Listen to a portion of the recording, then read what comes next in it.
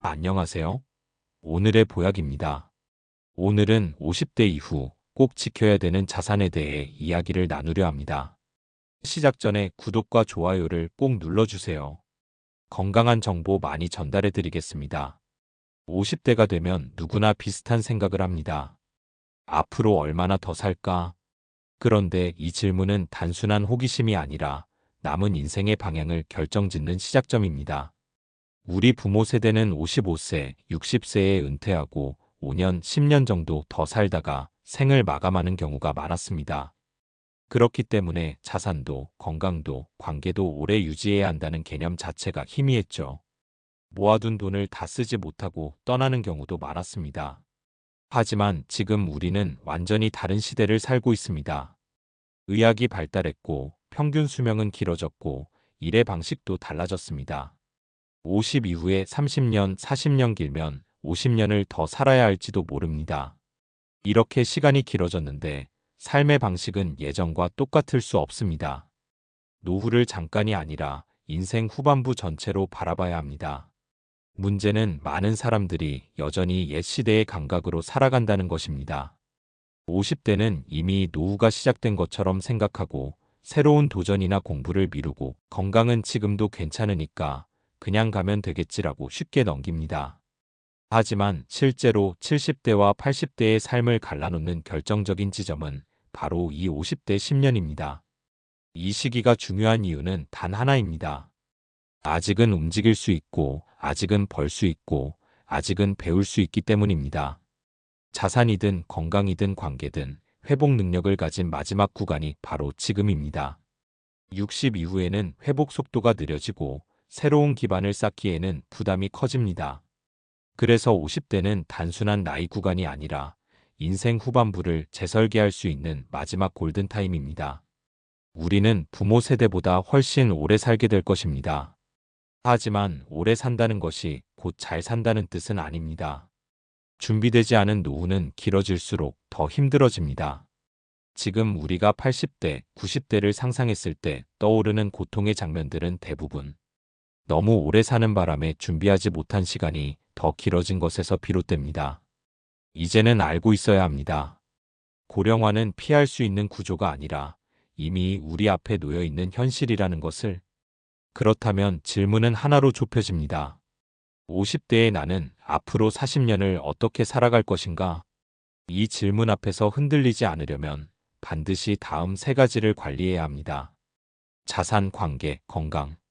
그리고 이 세 가지 중 어느 것도 뒤로 미룰 수 없는 이유가 있습니다. 50대 이후의 삶을 결정짓는 세 가지 축 바로 자산, 관계, 건강. 많은 사람들이 이 세 가지를 각각 따로 생각합니다. 돈은 돈이고 건강은 건강이지 관계는 마음만 맞으면 되는 거 아니야? 하지만 실제로 인생 후반부에 들어가 보면 이 세 가지는 따로 움직이지 않습니다. 하나가 무너지면 나머지도 흔들리고 하나가 튼튼하면 다른 둘도 버틸 힘을 얻게 됩니다. 먼저 자산 관리입니다. 40대와 50대는 인생에서 가장 많은 소득이 들어오는 시기입니다. 문제는 이 시기가 길지 않다는 것입니다. 회사에서 받는 고정소득은 곧 끝나고 이후에는 안정적인 수입원이 줄어들죠. 그래서 50대는 돈을 얼마나 벌 것인가 보다. 지금 가진 것을 어떻게 지키고 어떻게 노후의 시간으로 연결할 것인가가 핵심이 됩니다. 앞으로는 인플레이션, 정부 재정 부담, 고령화 비용 증가 등 돈의 가치가 자연스럽게 녹아내리는 환경 속에서 살아야 합니다. 그렇기 때문에 자산 관리는 50대가 반드시 붙잡아야 할 첫 번째 과제입니다. 두 번째는 관계 관리입니다. 젊을 때는 사회적 관계가 자연스럽게 흘러갑니다. 직장 동료, 아이들, 부모 모임, 다양한 네트워크들이 자동으로 이어지죠. 하지만 50대 이후에는 자연스럽게 만들어지는 관계가 거의 사라집니다. 이제는 의식적으로 관계를 유지하고 새로운 만남을 만들고 지적 자극을 주고받을 수 있는 사람들과 시간을 보내야만 합니다. 왜냐하면 나이가 들수록 관계는 에너지와도 같기 때문입니다. 만나면 즐겁고 대화하면 성장하고 함께 있으면 웃음이 나는 사람들. 이런 관계를 유지하는 것이 노후의 정서적 안정과 삶의 의미를 지탱합니다. 그리고 하나 더 중요한 사실이 있습니다. 건강하지 못하면 이 관계들조차 유지되지 않는다는 것입니다. 아픈 이야기를 자꾸 해야 하고 함께 이동하기 어렵고 음식을 함께 즐기기 어려워지면 관계는 자연스럽게 멀어집니다. 그래서 관계 관리 역시 건강과 자산이라는 축과 깊게 연결되어 있습니다. 그리고 마지막이자 가장 중요한 축 건강 관리입니다. 건강은 자산과 관계를 지탱하는 기반입니다. 건강하면 60대 이후에도 돈을 벌 수 있는 기회가 생깁니다. 건강하면 사람들을 만날 수 있고 여행을 갈 수 있고 새로운 일도 해볼 수 있습니다.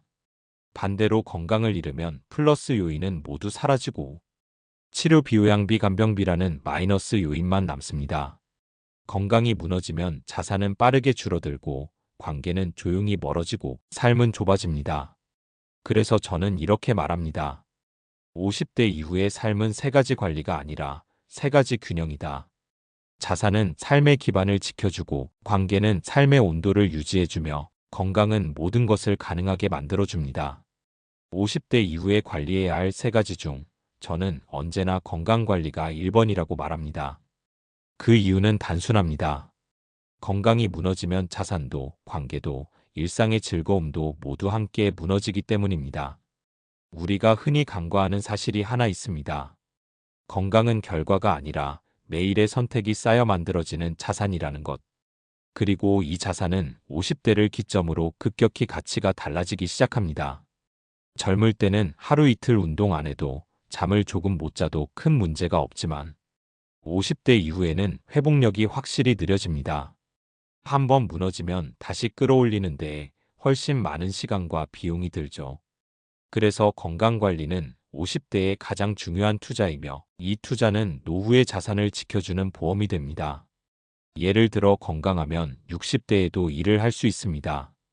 새로운 프로젝트에 참여하거나 소규모 사업을 하거나 강의를 하거나 자신의 경험을 경제적 가치로 바꿀 기회가 자연스럽게 열립니다. 반대로 건강하지 않으면 어떤가요? 수입이 아니라 지출이 생깁니다. 치료비가 늘고 병원 방문이 잦아지고 요양비가 증가합니다. 이것이 바로 건강이 자산을 지키는 첫 번째 이유입니다. 건강은 관계에게도 같은 영향을 미칩니다. 사람들은 아픈 친구를 안타까워하지만 늘 아프다는 이야기만 듣고 싶어 하지는 않습니다. 함께 밥을 먹을 때마다 나는 이것은 못 먹어. 허리가 아파서 멀리는 못 가. 이런 말이 반복되면 자연스럽게 만남은 줄어듭니다. 좋은 관계는 움직이는 사람, 웃는 사람, 건강한 사람이 만들어갑니다. 그래서 건강은 친구를 지키는 힘이고 가족에게 짐을 주지 않게 하는 마지막 책임입니다. 그렇다면 건강을 어떻게 지킬 것인가? 수백 권의 건강서를 읽은 전문가들이 한 목소리로 강조하는 것은 아주 단순합니다. 유산소 근력 유연성. 이 세 가지 운동을 반드시 병행해야 한다는 것입니다. 유산소는 심장과 혈관을 지켜줍니다. 뇌경색, 심근경색 같은 치명적인 위험을 줄여주고 일상 속에서 숨이 가빠지지 않는 체력을 만듭니다. 가벼운 빠른 걸음, 자전거, 등산, 탁구, 에어로빅. 무엇을 하든 심장이 뛰는 시간을 매일 확보하는 것이 핵심입니다. 근력 운동은 몸의 구조를 지탱하는 토대입니다. 50대 이후에는 근육이 빠르게 감소하기 때문에 근력은 선택이 아니라 생존입니다. 특히 PT 레슨을 추천하는 이유는 내가 편한 자세로만 운동하면 몸이 더 틀어지기 때문입니다.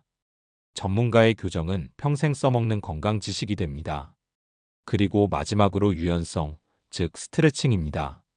몸이 굳으면 모든 움직임이 불편해지고 통증이 생기며 심지어 사고 위험도 커집니다. 필라테스나 기초 스트레칭은 평소 쓰지 않는 근육을 깨워주고 몸의 균형을 회복시켜줍니다. 건강관리의 핵심은 거창한 목표가 아닙니다. 셋 중 하나라도 매일 한다는 것. 바쁘면 10분 스트레칭, 여유가 있으면 근력, 시간이 더 나면 유산소. 이렇게 하루를 쌓으면 10년 뒤에 몸이 완전히 달라집니다. 그래서 저는 말합니다. 50대 10년은 건강이라는 기반을 재건하는 마지막 기회다. 이 기회를 어떻게 쓰느냐에 따라 70대와 80대의 삶은 전혀 다른 모습이 됩니다. 이제 다음 파트에서 50대가 반드시 다시 생각해야 하는 자산관리의 원칙을 이야기하겠습니다. 건강 이야기를 했으니 이제 자연스럽게 자산관리로 넘어가 보겠습니다. 많은 사람들이 50대의 자산관리를 이야기하면 이렇게 말합니다. 이제 와서 뭘 더 어떻게 하라는 거지? 하지만 저는 정반대로 말하고 싶습니다. 50대 이후의 자산관리가 진짜 자산관리입니다. 왜냐하면 이제부터는 버는 돈보다 지켜야 할 돈이 더 중요해지는 시기이기 때문입니다. 40대와 50대는 인생에서 가장 많은 소득이 들어오는 시기입니다. 하지만 이 시기는 오래가지 않습니다. 회사에서 받는 고정 월급은 언젠가 끝나고 그 이후에는 소득보다 지출 압력이 더 커집니다. 특히 고령화 시대에는 의료비, 요양비, 생활비가 꾸준히 올라갑니다. 그리고 또 한 가지 중요한 흐름이 있습니다. 인플레이션입니다. 정부는 고령화로 인해 더 많은 재정을 투입해야 하고 돈의 가치는 계속 떨어질 수밖에 없습니다. 지금 손에 쥐고 있는 3억, 5억이라는 숫자가 10년 뒤에도 같은 가치를 갖고 있을 것이라고 믿는다면 그건 착각에 가깝습니다. 그래서 50대의 자산관리에서 가장 중요한 질문은 내가 가진 돈을 어떻게 지킬 것인가? 입니다. 이 질문을 풀기 위해 저는 돈의 5가지 단계를 이야기합니다. 대부분은 벌고 모으고 불린다만 생각하지만 그 앞에 반드시 하나가 들어가야 합니다. 바로 아끼기, 그리고 마지막 단계인 쓰는 즐거움입니다. 20대에는 아끼는 힘을 배우고, 30대에는 버는 능력을 키우고, 40대에는 모으는 구조를 만들고, 50대에는 불리는 기술을 익혀야 합니다. 그리고 60대 이후에는 평생 준비한 것을 쓰는 즐거움을 누려야 합니다. 특히 50대에 가장 필요한 것은 연금 설계입니다. 목돈보다 연금이 훨씬 강력한 이유는 목돈은 내가 지켜야 하지만 연금은 나를 지켜주기 때문입니다. 연금은 3가지 축으로 준비해야 합니다. 개인연금, 퇴직연금, 국민연금. 이 3가지를 어떻게 연결하느냐가 핵심입니다. 예를 들어 개인연금을 먼저 수령의 생활을 안정시키고 남는 여유 자금을 퇴직연금으로 돌려 60대 이후 연금 수령액을 더 키울 수 있습니다. 그리고 마지막으로 국민연금은 늦게 받을수록 더 많이 받는 구조이므로 가능하면 늦추는 전략이 유리합니다. 하지만 이 모든 설계는 하나의 전제가 있습니다. 50대부터 새로운 소득원을 만들어야 한다는 것. 회사 소득이 끊기면 자산의 생명력이 짧아지기 때문입니다. 책을 읽고 배움을 늘리고 관계를 넓히고 내 경험을 돈이 되는 형태로 전환해야 합니다. 강의든 코칭이든 콘텐츠든 작은 사업이든 어떤 방식으로든 새로운 경제적 활동을 이어갈 필요가 있습니다. 자산 관리는 복잡해 보이지만 결국 한 문장으로 요약할 수 있습니다. 50대는 돈을 잃지 않는 시스템을 만드는 시기이다. 이제 다음 파트에서는 인생 후반부를 지탱하는 또 하나의 핵심 요소, 관계 관리에 대해 이야기하겠습니다. 노후를 풍요롭게 만드는 진짜 자산은 결국 사람이라는 이야기입니다. 이제 3번째 축 관계 관리를 이야기해 보겠습니다. 많은 사람들이 노후를 떠올릴 때 먼저 걱정하는 것은 돈입니다. 하지만 실제로 사람을 외롭게 만들고 삶의 질을 떨어뜨리는 것은 돈보다 관계의 붕괴입니다. 50대가 중요한 이유는 이 시점부터 자연스럽게 만들어지던 관계들이 하나둘씩 사라지기 시작하기 때문입니다. 직장 동료와의 관계는 역할이 끝나면 줄어들고 아이들은 독립하면서 일상의 대화가 줄고 새로운 사람을 만나는 기회는 점점 드뭅니다. 젊을 때는 그냥 흘러가도 유지되던 관계들이 50대 이후에는 의도적으로 관리하지 않으면 어느 순간 모두 끊어진 상태가 되어버립니다. 그리고 관계는 생각보다 훨씬 건강에 민감합니다.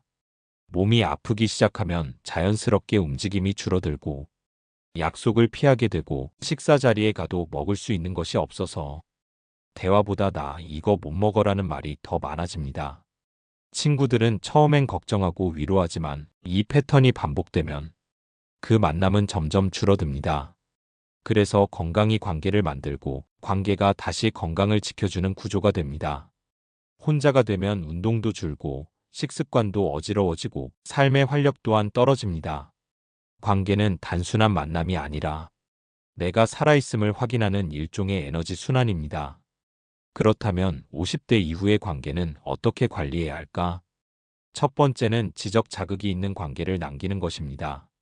같은 이야기를 반복하는 모임이 아니라 새로운 정보를 나누고 배움을 공유하고 생각을 성장시키는 관계가 필요합니다. 이런 관계는 나이가 들어갈수록 특히 더 중요해집니다. 뇌는 자극을 먹고 자라기 때문에 지적 교류가 있는 관계는 일종의 뇌건강보험과도 같습니다. 두 번째는 감정 에너지가 잘 맞는 사람을 남기는 것입니다. 함께 있으면 편안하고 대화가 술술 이어지고 만나면 웃음이 나는 사람들. 이런 관계는 의도적으로 지켜야 합니다. 오랫동안 함께할 사람은 많지 않습니다. 그러니까 더 신중히 선택하고 한번 선택했다면 시간을 들여 가꾸어야 합니다. 세 번째는 새로운 관계를 두려워하지 않는 것입니다. 책을 읽고 글을 쓰면 나에게 비슷한 관심사를 가진 사람들이 자연스럽게 모여듭니다. 동호회, 스터디 모임, 봉사활동. 이런 활동은 단순한 취미가 아니라 내 인생을 확장시키는 사회적 근력 운동입니다. 나이가 들수록 관계는 줄어드는 것이 아니라 새로운 형태로 재구성되어야 합니다. 이 모든 관계의 근원에는 한 가지 조건이 있습니다. 내가 즐거운 사람이어야 한다는 것. 즐거운 사람 옆에 사람들이 모이고 긍정적인 마음은 관계를 오래 지속시킵니다. 그래서 저는 이렇게 말합니다. 50대 이후의 관계 관리는 사람을 찾는 일이 아니라 내 삶을 즐겁게 만들어서 사람들이 나에게 오게 하는 일이라고. 이제 마지막 6파트에서는 50대 10년을 어떻게 인생 최고의 선물로 바꿀 수 있는지 총정리하며 마무리를 해보겠습니다. 50대는 단순히 나이가 아니라 앞으로의 30년, 40년을 설계할 수 있는 마지막 기회입니다. 부모 세대처럼 60에 은퇴하고 곧 노후가 끝나던 시대는 이미 지나갔습니다. 우리는 더 오래 살고, 더 오래 일하고, 더 오래 관계 맺어야 하는 시대에 들어섰습니다. 그래서 50대의 핵심은 단 세 가지로 정리됩니다. 건강을 지켜 몸을 움직일 수 있게 만들고, 자산을 지켜 돈이 새지 않도록 하고, 관계를 지켜 마음이 고립되지 않게 만드는 것. 유산소 근력 유연성 운동으로 몸을 다시 세우고, 연금 중심의 자산 구조로 노후를 안전하게 만들고, 지적 자극과 즐거움이 있는 관계를 남기는 것. 이 세 가지가 균형을 이룰 때 70대, 80대의 삶은 완전히 달라집니다. 50대 10년은 우리에게 주어진 가장 큰 선물입니다. 이 시간을 어떻게 쓰느냐에 따라 당신의 노후는 버티는 삶이 아니라 즐기는 삶이 될 수 있습니다. 오늘의 보약은 언제나 당신의 건강을 응원합니다. 구독과 좋아요를 꼭 눌러주세요. 오늘이 보약에 무진장 큰 힘이 되어줍니다. 오늘도 보약에 큰 힘이 되어주실 거죠?